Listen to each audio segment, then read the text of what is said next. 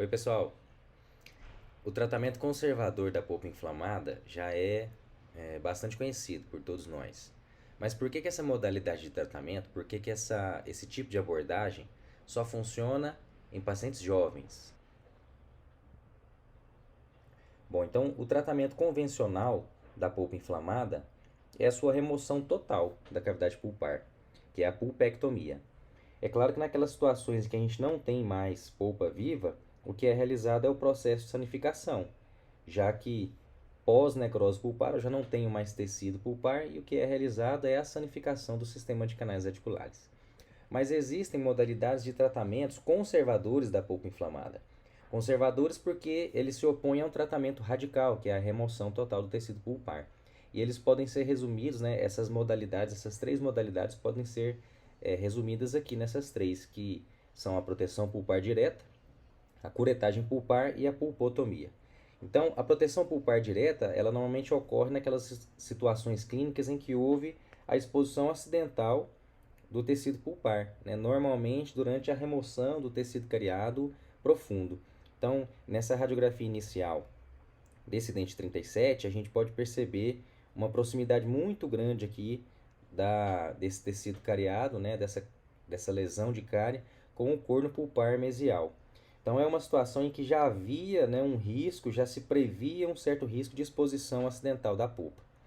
O que pode ser realizado nessas situações? Previamente à realização da remoção desse tecido cariado, já seja isolado ali o campo operatório.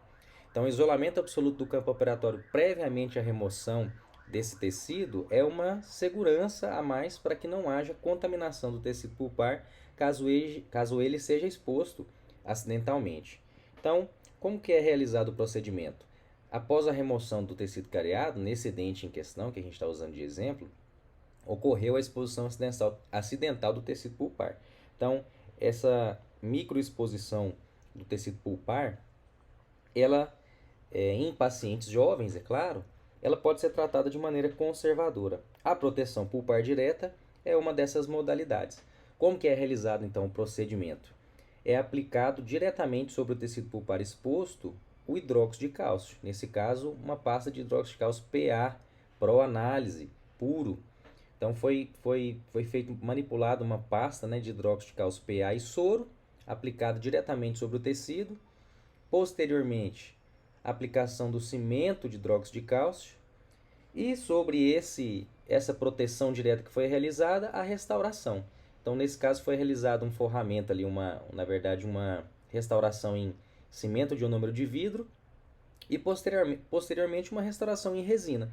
Então, foi realizado ali o condicionamento seletivo do esmalte, como vocês puderam perceber, e a restauração em resina composta. Aqui o dente já restaurado. Então a gente pode observar que na radiografia existe uma íntima relação ali do material restaurador com o tecido pulpar. Né? Por esse motivo é que a técnica recebe esse nome de proteção direta. Então, professor Holland, né, lá desde a década de 60, em outros trabalhos também aí publicados posteriormente, mostrou que a aplicação de um corticosteroide tópico, né, especificamente o otosporin, que é uma suspensão otológica, né, é um medicamento prescrito aí para inflamações otológicas, é, diretamente sobre a polpa, anteriormente ao hidróxido de cálcio, vai aumentar essa chance de sucesso. Isso é justificável porque após a remoção do tecido pulpar e após ali a exposição desse tecido, existe uma inflamação superficial que pode ser diminuída aí com a aplicação do corticosteroide tópico, né? Então, o otosporin ele possui essa formulação. Ele é um corticosteroide tópico, que é a hidrocortisona, e aí ele tem uma associação aí de antimicrobianos, né, que é a polimixina B e a neomicina. Então, ele é aplicado anteriormente à aplicação do hidróxido de cálcio que a gente viu no vídeo. Então, o que acontece no tecido pulpar, o que ocorre na polpa quando o hidróxido de cálcio é aplicado diretamente sobre ela? Superficialmente, na polpa, ocorre uma zona de necrose superficial. Isso é justificável por conta do alto pH do hidróxido de cálcio, né? A gente sabe que essa é a propriedade interessante do hidróxido de cálcio para nós, tanto como antimicrobiano, como uma para sua função reparadora. Mas o que acontece nas camadas inferiores a essa zona de necrose? O hidróxido de cálcio, por ser uma base muito forte, né, apresentar um pH muito alto, ele vai ativar enzimas alcalinas.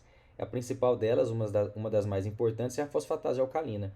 Então, a fosfatase alcalina ela vai quebrar os ésteres de fosfato e liberar fosfato inorgânico para o meio, ali para a região. Esse fosfato inorgânico vai se ligar ao cálcio, tanto dos tecidos quanto do próprio hidróxido de cálcio, né, que se tornou disponível ali, e vai formar essas zonas granulosas, superficial e profunda. Então, esses grânulos que a gente percebe aqui na imagem são grânulos aí de fosfato de cálcio, que se formaram da ligação desse fosfato inorgânico e do cálcio. E se a gente parar para lembrar, o fosfato de cálcio ele é a unidade formadora da hidroxiapatita, que vai formar tecido mineral, que vai formar o que a gente quer, nesse caso, que é uma barreira mineralizada ali onde houve a exposição. Posteriormente, né, abaixo dessa zona, vai se formar então uma zona de proliferação celular e logo ali após a zona de polpa normal, que é o nosso objetivo final quando a gente faz um tratamento conservador como a proteção pulpar direta. Mas por que que esse tratamento, essa modalidade de tratamento só funciona em pacientes jovens? Por que que a taxa de sucesso nos tratamentos conservadores ela vai diminuindo à medida que a idade do paciente avança?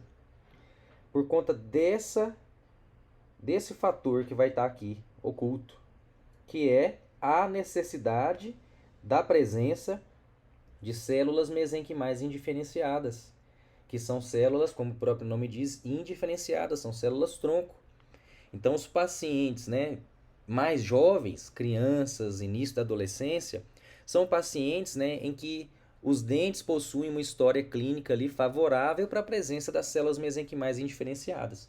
Se a gente parar para pensar, durante, entre aspas, né, a vida ali do dente, esse dente ele vai sofrer diversas agressões de restauração, de procedimentos restauradores, de traumas, o próprio trauma mastigatório, enfim. Uma somatória de diversos microtraumas, diversas microagressões que vão demandar essas células mesenquimais indiferenciadas para que elas consigam fazer pequenos reparos ali na polpa e mantenha essa vitalidade pulpar e mantenha a polpa nas suas funções. Então, à medida que o paciente avança na idade, né, o número de células mesenquimais indiferenciadas que está disponível para se diferenciar em odontoblastos e aí formar dentina diminui significativamente, até um ponto em que não há mais, né, a oferta de células indiferenciadas para se diferenciarem em odontoblastos e para produzir dentina e formar essa barreira mineral, que é o que a gente quer, que é o interesse nessas modalidades de tratamento conservador. É por esse motivo que quanto mais jovem o paciente, maior a taxa de sucesso, desde que não haja contaminação. Daí a necessidade do isolamento absoluto. Então existem dúvidas, né, de que o paciente jovem ele tem mais irrigação sanguínea, o ápice não está tão fechado quanto em pacientes mais velhos, né?